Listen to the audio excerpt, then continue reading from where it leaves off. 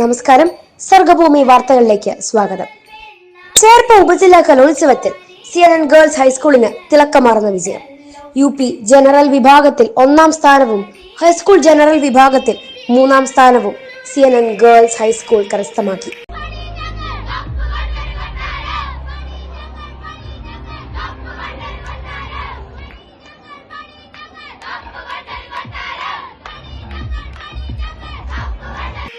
November 4, 5, 6, 7 തീയതികളിലായി Thalore Deepthi higher secondary സ്കൂളിൽ നടന്ന കേരള സ്കൂൾ കലോത്സവം ചേർപ്പ് ഉപജില്ലാ മത്സരത്തിലാണ് CNN ഗേൾസ് ഹൈസ്കൂൾ ഈ തിളക്കമാർന്ന വിജയം കൈവരിച്ചത്.